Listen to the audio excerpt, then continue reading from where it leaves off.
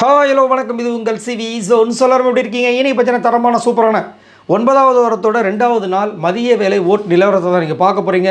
இங்கே நிலவரமாக இருக்கா இல்லை கலவரமாக இருக்கான்றதை கொஞ்ச நேரத்தில் பார்த்துடலாம். அதுக்கு முன்னாடி பார்க்குற எல்லோரும் நம்மளோட சேனலை சப்ஸ்கிரைப் பண்ணிட்டு பாருங்கள், லைக் பண்ணுங்கள், அந்த ஹைப்பீன் தட்டி விடுங்க, மறக்காமல் கமெண்ட்ஸ் பண்ணுங்கள். ஏன்னா நீங்கள் இல்லைன்னா நம்ம சேனலே இல்லை. ஸோ இப்போ பார்த்தீங்கன்னா சூப்பரான சம்பவங்கள் நடந்திருக்கு.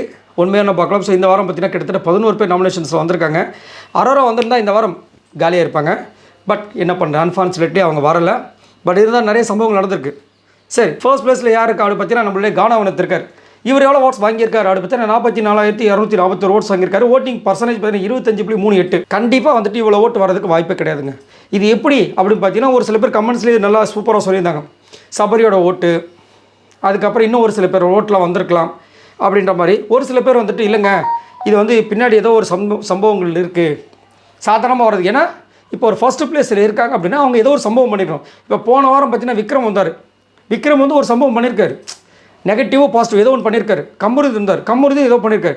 கானவனத்தை என்ன பண்ணான்னு சொல்லிட்டு யோசிச்சு பார்த்தீங்கன்னா ஒன்றுமே இருக்காது, காமெடி மட்டும் தான் பண்ணியிருக்காரு. புரியுதுங்களா? சரி, வீக்லி டாஸ்கில் வந்து ரொம்ப இன்வால்மெண்ட் காமிச்சு இது வரைக்கும் ஏதாவது பெஸ்ட்டாக பண்ணியிருக்காரா? ஒன்றுமே கிடையாது. திவாகரை பயங்கரமாக கலாச்சிருக்காரு, அதனால் ட்ரெண்டிங் ஆனார். ஸோ இதுக்கு நீங்கள் வந்து கப்பு எடுத்துகிட்டு போய் அவருக்குள்ள கொடுக்கணும் அப்படின்னா இப்போ வந்துட்டு ஃபஸ்ட்டு நாள்லேருந்து இப்போ இருக்க கண்டென்ட் கொடுக்கணும்னு சொல்லிட்டு பண்ணுற விஜய் பார்வதி, இவங்களுக்கு அடுத்தபடியாக வந்துட்டு கமருதன் இருக்கார், விக்ரம் இருக்கார். ஏன் அப்படி பார்த்தா கனி இருக்காங்க, கனி கூட தான் வந்துட்டு ஏதோ ஒன்று பண்ணிகிட்டு இருக்காங்க. கானாவனத்து அந்த மாதிரி எதுவுமே இல்லையே, அவர்கிட்ட ஒரு விஷயமே இல்லையே. ஆனால் அவருக்கு இவ்வளோ ஓட்டு வரதான் பெரிய பிரச்சனை, யோசிக்கிற விஷயமா இருக்குது. ஏன்னா இவ்வளோ விஷயங்கள் பண்ண அவங்களுக்கே வந்துட்டு மக்கள் வந்து ஓட்டு போட மாட்டாங்களா? எதுவுமே பண்ணாமல் இவருக்கு மட்டும் இவ்வளோ ஓட்டு எப்படி வருது? இது கொஞ்சம் டவுட்டாக தான் இருக்குது. இதை பற்றி உங்களோட கருத்தை சொல்லுங்கள். 2வது பிளேஸ் பார்த்தீங்கன்னா விஜய் பார்வதி இருக்காங்க. இவங்க எவ்வளோ ஓட்ஸ் வாங்கியிருக்காங்க அப்படி பார்த்தீங்கன்னா 27,912 ஓட்ஸ் வாங்கியிருக்காங்க. ஓட்டிங் பர்சன்டேஜ் பார்த்தீங்கன்னா 16.01. ஸோ விஜய் பார்வதி சூப்பராக வந்து நேற்று வந்து ஓப்பனாக கிளியராக வந்துட்டு அரோரா கிட்ட பேசி எல்லாத்தையும் முடிச்சிட்டாங்க. அவங்க கேட்குற கேள்விக்கு ஒன்றுக்கும் வந்துட்டு அரோராவில் பதில் சொல்ல முடியல. அதனால் என்ன பண்ணால் வாக்கம் வாங்கிட்டு போயிட்டாங்க. இப்போ காலையில் பார்த்தீங்கன்னா வியானாக்கிட்ட பேசிகிட்டு இருக்கும்போது கமருதனை பற்றியும் ஒரு சில விஷயங்கள் சொல்ல ஆரம்பிச்சிட்டாங்க. ஏன்னா அவங்களுக்கு ஒரு டவுட் இருக்குது. ஏன்னா சும்மா வந்துட்டு அதாவது என்னது ஊசி இடம் கொடுக்காம நூல் நுழையாதுன்னுவாங்களே அந்த மாதிரி. அதே மாதிரி காலையில் இவங்க உட்காந்துட்டு ஆப்போசிட் அரோரா கூப்பிட்றாங்க, ஓடுறாங்க தெரிச்சுக்கிட்டு.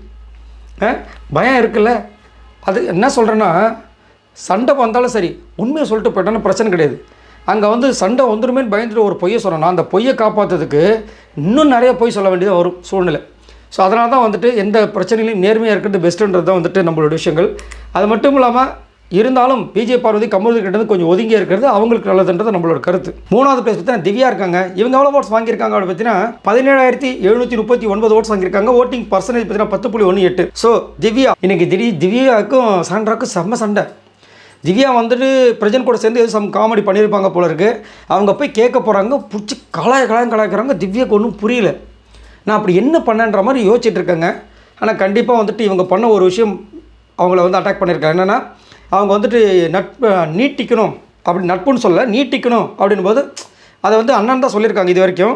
அதில் வந்து அவங்களுக்கு வந்து க்ரீனை கொடுத்தாங்க, துண்டிக்கணுன்றதை வந்து நம்ம கமருதன் கொடுத்தாங்க. கமருதன் அதை தான் கொடுத்துருப்பார். இப்போ வந்துட்டு என்னென்னா இவங்க மேலே மேபி சம் பொசசிவ்னஸ் வந்திருக்குமான்றது தெரியல. ஏன்னா சாண்ட்ரா வந்து இவங்ககிட்ட ஒரு பொய்யை வர சொல்லி அமைச்சிருக்காங்க.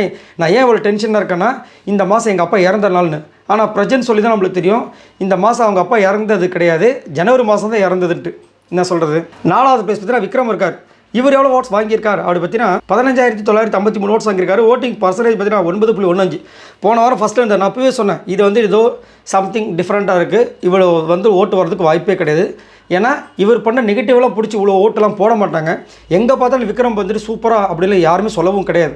அதே மாதிரி ஆதரி இன்றைக்கி வந்துட்டு விக்ரம் கிட்ட சொல்கிறாங்க, நீங்கள் வெளியில் நாங்கள் இருந்து பார்க்கும்போது டிவிலேருந்து பார்க்கும்போது நீங்கள் பண்ணது அப்படி ரொம்ப கேவலமாக இருந்துச்சு, விக்ரமாக இதை பண்ணுறது. அந்த பொண்ணை வந்து அடிபட்டு இருக்கும்போது முன்னாடி டான்ஸ் ஆடுறீங்க, அந்த பக்கம் வந்துட்டு செவிலில் அறையணுன்றீங்க, அப்புறம் வந்து மேன் ஹேண்ட்லிங் பண்ண வேண்டியதானே அப்படின்னு கேட்குறீங்க. இதெல்லாம் எப்படின்னா ஒத்துக்க மாட்டுறாரு. இல்லை இதெல்லாம் வந்து காமெடியன்ஸோட டார்க்கர் சைடாக அட்டா இப்போ இப்படி சொல்லி நம்ம தப்பிச்சிடலாம், சூப்பராக இருக்குல்ல, நம்மளும் வந்து ஏதாவது சொல்லிட்டு இது காமெடியோட டார்க் சைடு அப்படின்னு சொல்லிட்டு அவங்க ஏற்றுப்பாங்க. என்னையா நடக்குது?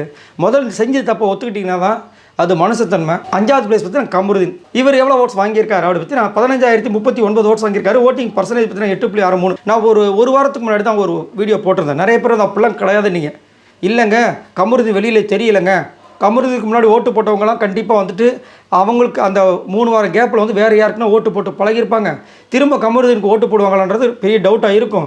இது மாறும்னு சொன்னால் ஒரு சில பேர் அதெல்லாம் நீங்கள் கதை விடுறீங்கன்னாங்க. இப்போ ஃபஸ்ட்டு செகண்டில் வந்த கமருதீனோட நிலைமை இப்போ 5வது பிளேஸ், புரியுதுங்களா? ஸோ மாறும். அதனால தான் நம்ம வந்துட்டு இந்த முத்துக்குமரனோட அந்த ஒரு விஷயத்தை நான் சொன்னேன்.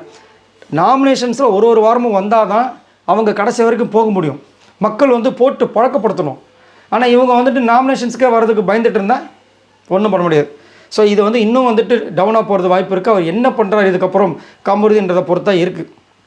ஆனால் நேற்று வந்துட்டு டக்குன்னு அரோரா சொன்ன உடனே வந்துட்டு டென்ஷன் ஆகிட்டு வெளியே போனார். சரி, என்னோடய கேள்வி என்னென்னா, ஓகே அரோராவை வந்துட்டு லவ் பண்ணுறன்ற மாதிரி சொன்ன உடனே உங்களுக்கு கோவம் வந்துருச்சு. அப்போ ஒரு டைம் கூட உங்களுக்கு அவங்க கூட இருக்கும்போது அந்த விஷயங்கள் தோணவே இல்லை, அவங்க இதனால தான் வந்துட்டு பண்ணுறாங்கட்டு இல்லையா? இது நாங்கள் வந்துட்டு எப்படி எடுத்துக்கணும் நீங்களே சொல்லுங்கள். 6வது பிளேஸ் பார்த்தீங்கன்னா சாண்ட்ரா இருக்காங்க. இவங்க எவ்வளோ ஓட்ஸ் வாங்கியிருக்காங்க அப்படி பார்த்தீங்கன்னா 9896 ஓட்ஸ் வாங்கியிருக்காங்க. ஓட்டிங் பர்சன்டேஜ் பார்த்தீங்கன்னா 5.68. ஸோ சாண்ட்ரா ஒரு மன குழப்பத்தில் இருக்காங்க. அவங்களுக்கு உள்ளுக்குள்ளே என்ன நடக்க போகுதுன்னு தெரியல. ஏன்னா ஹஸ்பண்ட் அண்ட் ஒய்ஃப் வந்தாவே கண்டிப்பாக வந்து பிரச்சனை வரும். என்னடா அது பிரச்சனையே வராமல் 3 வாரம் சூப்பராக ஓடிட்டு போகிறாங்களா, அந்த அளவுக்கு அண்டர்ஸ்டாண்டிங்காக அப்படி பார்த்தா வந்துருச்சு. ஒரு பொய்யை வேறு சொல்லி திவ்யா கிட்ட அமுச்சு விட்ருக்காங்க. பிரஜன் வேறு சொல்கிறது அந்த மாதிரி கிடையாது அப்படின்ட்டு. பார்க்கலாம், இது கண்டிப்பாக வந்து பூதாகரமாக வெடிக்கும்னு நினைக்கிறேன். 7வது பிளேஸ் பார்த்தீங்கன்னா பிரஜன் இருக்கார். இவர் எவ்வளோ ஓட்ஸ் வாங்கியிருக்கார் அப்படி பார்த்தீங்கன்னா 9821 ஓட்ஸ் வாங்கியிருக்காரு. ஓட்டிங் பர்சன்டேஜ் பார்த்தீங்கன்னா 5.63. ஸோ பிரஜன் கொஞ்சம் பயத்தில் தான் இருக்கார். இன்ஃபேக்ட் வந்ததுலேருந்து பயத்தில் தான் இருக்கார். ஏன்னா நான் ஆல்ரெடி சொன்னது தான், சாண்ட்ரா வந்து இவரோட கேமும் சேர்த்து விளாண்டாங்க. இப்போ பற்றிலாம் கொஞ்சம் தெளிவாக இருக்கார் பிரஜன். அதனால தான் வந்து அந்த டேக்கை கொடுத்தார். துண்டிக்கணும் இந்த கேமில் அப்படின்னு நினச்சி நான் சாண்ட்ரா கொடுக்குறேன் அப்படின்ட்டு. அது அவங்களுக்கு அப்போயே கொஞ்சம் ஷாக்காக இருந்த மாதிரி இருந்துச்சு. கொஞ்சம் சிரிக்கவும் செஞ்சாங்க. பட் எனக்கு ஒரு டவுட் வந்துச்சு, இவர் இந்த வார்த்தையை சொன்னால் விட மாட்டாங்க. பெரும்பாலும் வீட்லேயே நம்ம ஏதாவது ஒரு வார்த்தையை வாய்த்தவர் விட்டாவே பூச்சி ஒரு 2-3 வருஷம் போட்டவங்களை வந்து பாடம் எடுப்பாங்க. இதுலேயும் இன்னொரு காமெடியில் நடக்கும். ஒரு சில வீட்டில் 10 வருஷத்துக்கு முன்னாடி நடந்த விஷயம் சின்னதாக இருக்கும், நம்ம மறந்துருப்போம், அதெல்லாம் எடுத்து சொல்லுவாங்க. இப்போ இவருக்கு லைஃப்பில் இதை சொல்லி காட்டுவாங்க, துண்டிக்கணும் சொல்கிறேன் நீ துண்டிக்கணும். 8வது பிளேஸ் பார்த்தீங்கன்னா கனி. இவங்க எவ்வளோ ஓட்ஸ் வாங்கியிருக்காங்க அப்படி பார்த்தீங்கன்னா 9359 ஓட்ஸ் வாங்கியிருக்காங்க. ஓட்டிங் பர்சன்டேஜ் பார்த்தீங்கன்னா 5.37. நேற்றுலாம் வந்து விஜய பார்வதியை வந்துட்டு இந்த ரம்யா ஜோ கலாச்சோன்னே நல்லா ஏமாந்தா, நல்லா பல்ப் வாங்கினா. என்ன ஒரு வில்லத்தனம்! அதுவும் நாமினேஷனில் போனோன்னே விஜய பார்வதி சூச்சோ ஏமா அப்படின்ற மாதிரி இருந்துச்சு. இதில் வேறு வந்துட்டு ஆனால் இந்த சோசியல் மீடியா வந்து எஃப்ஜிஎம்மையும் கனியும் சேர்த்து வச்சு பண்ணுற விஷயங்களை கொஞ்சம் தவிர்க்கலாம். ஏன்னா இவங்களுக்குன்னு ஒரு ஃபேமிலி இருக்குது, இவங்களுக்குன்னு பொண்ணுங்க வேறு இருக்காங்க. அவங்களாம் எவ்வளோ வருத்தப்படுவாங்க. இவங்களும் கொஞ்சம் ஏஜ்டான ஒரு பர்சன். ஸோ அதை கொஞ்சம் தவிர்க்கலாமோ அப்படின்றது. ஏன்னா பிக் பாஸ் அப்படின்னாவே அது இதுன்னு சொல்லிட்டு நெகட்டிவ்லாம் வரதான் செய்யும். வார்த்தைகளோ பேசுகிறது வேறு. ஆனால் இந்த மாதிரி வந்துட்டு அந்த பர்டிகுலர் ஃபோட்டோ எடுத்து காமிக்கிறதெல்லாம் கொஞ்சம் அவாய்ட் பண்ணலாம். ஏன்னா அவங்கள சம்மந்தப்பட்ட உறவுகள் பார்க்கும்போது கொஞ்சம் ரொம்ப கஷ்டப்படுவாங்க. அதனால தான் நடுவில் ஒரு நியூஸ் வந்துச்சு, அதை நான் ஃபேமிலியிலேருந்து ப்ரெஷர் பண்ணி அவங்கள வெளியே வர சொல்கிறாங்கன்னு சொல்லிட்டு. பட் இது என்ன நடக்க போய் தெரியல. பட் இந்த வாரம் போயிடுவாங்கன்ற மாதிரி தோணுது, பார்க்கலாம். 9வது பிளேஸ் பார்த்தீங்கன்னா அமித் இருக்கார். இவரால் ஓட்ஸ் வாங்கியிருக்கார். அடுத்து 8512 ஓட்ஸ் வாங்கியிருக்காப்புல. ஓட்டிங் பர்சன்டேஜ் பார்த்தீங்கன்னா 4.88. பாகுபலி மாதிரி ட்ரெஸ் பண்ணியிருக்காரு. ஆனால் இவர் பாகுபலி மாதிரி பண்ணுறாரு பார்த்தா சுத்தமாக இல்லை. அவர் ஏதோ பயந்து போன எலி மாதிரி இருக்கார். ஆள் நல்லா அஜான பாகுவாக இருக்கார். ஆனால் சின்ன சின்ன விஷயத்துக்கு வீட்டுக்கு வெளியில் இந்த மாதிரி போய்டும், அந்த மாதிரி போய்டும். அதே மாதிரி 10 வாட்டி ஒரே விஷயத்த சொன்னால் பதிஞ்சிரும் அப்படின்னு சொல்லிட்டு ரொம்ப இதாக இருக்கார், ரொம்ப சென்சிட்டிவாக இருக்கார். ஆனாலும் இவருக்குள்ளேயும் ஒரு வில்லன் இருக்காருன்றத போன வாரம் நம்மளுக்கு விஜய் சேதுபதி சொல்லும்போது தெரிஞ்சிருச்சு. 10வது பிளேஸ் பார்த்தீங்கன்னா சுபிக்ஷா இருக்காங்க. இவங்க எவ்வளோ ஓட்ஸ் வாங்கியிருக்காங்க அப்படி பார்த்தீங்கன்னா 8161 ஓட்ஸ் வாங்கியிருக்காங்க. ஓட்டிங் பர்சன்டேஜ் பார்த்தீங்கன்னா 4.68. ஸோ சுபிக்ஷாக்கு சூப்பரான ஒரு கேரக்டர் கொடுத்துருக்காங்க இந்த வாரம் வீக்லி டாஸ்கில். அதை ஸ்போர்ட்டிவாக எடுத்து செம்மையாக பண்ண போகிறாங்க. பண்ணிட்டாங்கன்னா வேறு மாதிரி இருக்கும். மேபி இந்த வாரம் எவிக்ஷன்லேருந்து தப்பிக்கிறதுக்கு வாய்ப்பு எக்கச்சக்கமாக இருக்குது. லாஸ்ட்டாக பார்த்தீங்கன்னா நம்மளுடைய எஃப்ஜே இவர் எவ்வளோ ஓட்ஸ் வாங்கியிருக்காரு அப்படி பார்த்தீங்கன்னா 7699 ஓட்ஸ் வாங்கியிருக்காரு. ஓட்டிங் பர்சன்டேஜ் பார்த்தீங்கன்னா 4.41. கன்ஃபார்ம் எஃப்ஜே போயிடுவார். ஏன்னா 2 பேர் போகணும். மேலே இருக்கிற சுபிக்ஷாவும் போகிறது வாய்ப்பு இருக்குது. அமித் கனிலாம் வந்து போகணும், முன்னாடி போயிருக்கணும். பிரஜன் முன்னாடி போயிருக்கணும். சாண்ட்ரா முன்னாடியே போயிருக்கணும். மற்றபடி யாரும் போகிற மாதிரி சுச்சுவேஷனில் இல்லை. அப்படின்னும் போது எஃப்ஜேஸ் சுபிக்ஷா கண்டிப்பாக. அமித் எஃப்ஜேயும் கம்பேர் பண்ணும்போது maybe there is a chance இருக்குது. ஆனால் மேக்ஸிமம் எஃப்ஜே போகிறதுக்கு வாய்ப்புகள் இருக்குது. உங்களோட கருத்தில் சொல்லுங்கள். மேபி இந்த ஆதிரை வியானா எஃப்ஜே இந்த ஒரு ட்ரையாங்கிள் வேணும், கண்டினியூவாக நல்லாயிருக்கும்னு நினச்சாங்கன்னா மேபி ஒரு சான்ஸ் இருக்கலாம். பட் இல்லைனா காலி. இவங்க எல்லாரும் மொத்தமாக வாங்கின ஓட்ஸ் இது வரைக்கும் பார்த்தீங்கன்னா 1,74,332 ஓட்ஸ் வாங்கியிருக்காங்க. ஸோ இதை பற்றி உங்களோட கருத்துக்களை சொல்லுங்கள். மறக்காமல் இந்த வாரம் யார் இந்த டபுள் எவிக்ஷனில் போவாங்கன்னு நினைக்கிறீங்கன்றத சொல்லுங்கள். மறக்காமல் நம்மளோட சேனலை சப்ஸ்கிரைப் பண்ணிட்டு பாருங்கள். பாய் நண்பர்கள்.